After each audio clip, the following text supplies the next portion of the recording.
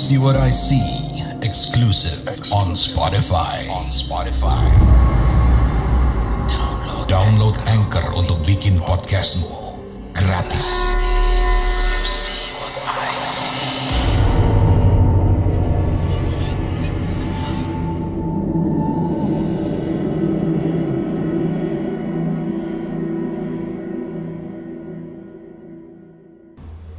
Assalamualaikum warahmatullahi wabarakatuh. Halo warga desa Sukawedi, balik lagi di Mencekam, menceritakan email kamu.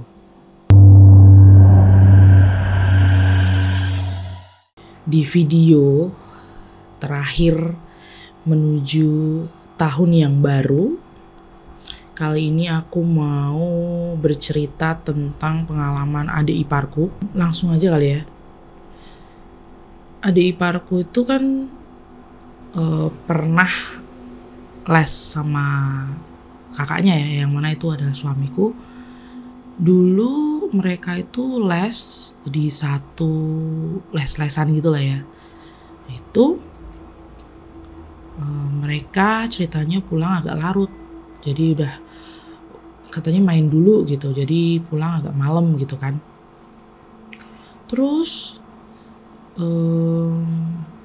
mereka melewati jalanan yang biasanya mereka lewat, yaitu Jalan Magelang. Lagi-lagi Jalan Magelang. Entah ada apa dengan Jalan Magelang, aku pun tak tahu. Yang jelas memang banyak tempat yang serem ya di sana. Oke, lanjut. Jarak dari tempat les-lesan menuju ke rumah itu mungkin sekitar setengah jam sampai 40 menit. Sebenarnya karena udah terbiasa ya, jadi ya kayak gak terlalu jauh-jauh amat lah. Lumayan lah, masih bisa ya terjangkau gitu. Singkat cerita, mereka pulang melewati sebuah, ya kalau di Jalan Magelang atas ya, itu ada pasar namanya Pasar Reman. Lalu lurus lagi itu ada Polres. Buat teman-teman yang tahu atau rumahnya dia emang di Sleman Utara ya, nah itu pasti tahu tempat-tempat ini. Nah, agak ke utara sedikit, ceritanya mereka ini pengen mampir ke sebuah warung nasi goreng gitu. Pada waktu itu suamiku ini udah lapar banget dan nahan lapar gitu kan. Pas bilang mau mampir, tiba-tiba adikku itu nggak mau. Bilangnya suruh buru-buru aja deh, maksudnya nggak usah mampir-mampir gitu. Nggak tahu ada apa, tiba-tiba dia yang awalnya bilang mau mampir dan katanya udah lapar banget juga kok tiba-tiba membatalkan niatnya itu gitu. Terus akhirnya nggak jadi mampir, nggak jadi makan gitu ya. Terus diturutin aja. Yaudah pulang balik ke rumah. Terus ternyata adik iparku itu sampai rumah cerita bahwa di sebuah apa ya, bisa dibilang pertigaan kali ya. Jadi ada semacam jalan gitu masuk. Pas pertigaannya itu dia melihat dari spion motornya suamiku itu kalau ada sosok perempuan berbaju merah, mukanya rusak, itu sedang memegangi pundak dia. Seolah-olah ya kayak sosok itu melayang gitu. Karena otomatis ya motor jalan, ya mana mungkin ada orang yang bisa meraih kan.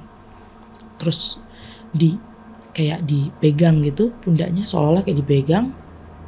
Pas adekku itu nengok ke belakang, sosok itu juga masih ada. Jadi udah kayak face to face tuh lihat sosok itu. Lalu dia cerita ya sambil mukanya pucat gitu ya, takut lah ya. bagaimana mungkin bisa nggak takut lihat sosok yang segitu menyeramkannya gitu ya. Sosok itu katanya cuma diem aja, ya udah tangannya itu cuma meraih pundak adikku. Merinding aku, aduh. Mana ini saya recordnya udah jam 1:30 malam, terus agak-agak merinding gitu. Untung di sini ya, nggak di studio kandang. Oke, lanjut.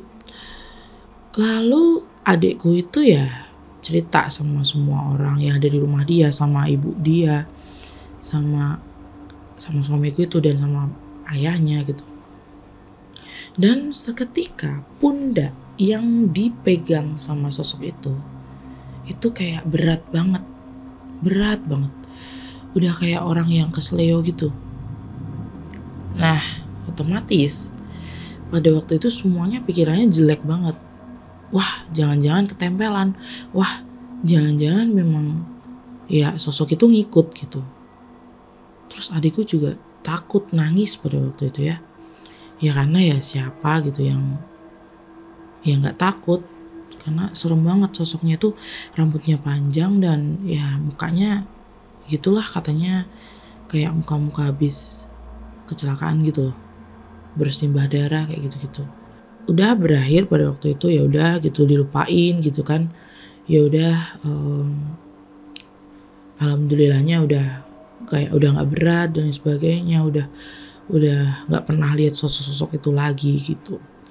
Tapi aku pernah boncengan sama dulunya pacarku tapi sekarang suami.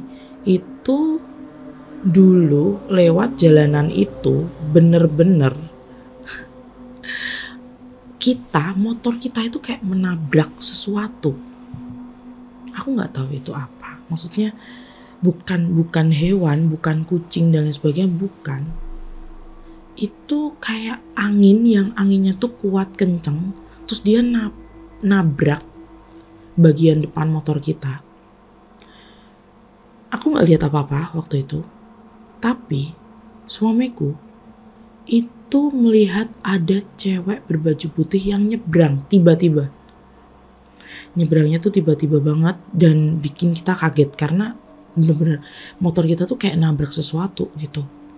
Itu jalanannya persis di jalanan yang adikku lihat sosok perempuan itu tadi.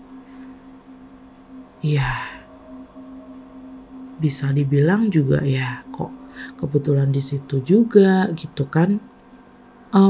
Sebenarnya banyak ya cerita-cerita kayak gini di sekitar situ, aku yakin banget sih. Yang aku pernah dengar itu ada bapak-bapak yang lagi nolongin ada orang yang kecelakaan. Orang kecelakaannya itu cowok, dia kecelakaan tunggal. Gak apa-apa sih, maksudnya gak luka yang parah gitu, enggak. Cuman motornya kan jatuh ya. Motor dia di tengah jalan, terus dipinggirin sama bapak-bapak itu tadi. Lalu di seberang jalan, bapak-bapaknya itu melihat sosok perempuan baju putih berdiri aja gitu. Berdiri di seberang jalan. Kamu tahu kan jalan Magelang itu selebar apa, seluas apa. Dia berdiri di pinggir jalan. Sebenarnya ya waktu itu mikirnya itu seorang yang maksudnya yang lihat apa kerumunan lah ya, yang lihat ada kecelakaan itu kan biasa ya, ada orang banyak gitu, ada orang yang berdatangan buat lihat gitu ya. Nah dikiranya kan itu gitu. Tapi pas ada mobil lewat, set, sosok itu hilang. Ya klise sih ya, maksudnya cerita-cerita kayak itu kan banyak gitu. Cuman ketika disangkut-sangkutin gitu dengan yang adikku lihat dan suamiku lihat, itu ya kayak satu sosok yang sama atau malah ada dua sosok yang sama yang ganggu di jalan itu gitu. Dan memang kecelakaan banyak banget, tapi aku nggak tahu sih, itu memang jangan dipercaya juga gitu loh. Cuman ada satu fakta menarik. Sebenarnya ini bukan di titik yang di pas pertigaan itu sih, tapi masih di sepanjang jalan Magelang kilometer atas. Temanku lihat bener-bener dengan mata kepala dia sendiri. ada seseorang yang turun dari mobil berpakaian serba hitam, membawa keranjang bunga. Terus dia turun dari mobil dan menebarkan ini bunga-bunganya itu di jalanan. Tapi ya walau alam sih, kita emang jangan percaya dengan kayak gitu-gitu. Takutnya itu justru akan mensuggest kita gitu, mensugesti kita. Jangan sampai kita tahu di situ ada cerita ini, cerita itu gitu. Kita jadi tahu malah jadi terbayang-bayang dan malah jatuhnya jadi tervisualisasi gitu.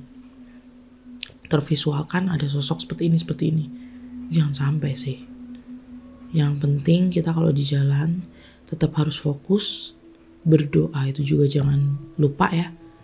Dan ya safety first. Pakai peralatan berkendara yang lengkap. Karena dimanapun, kapanpun bisa aja sesuatu yang membahayakan itu terjadi sama kita.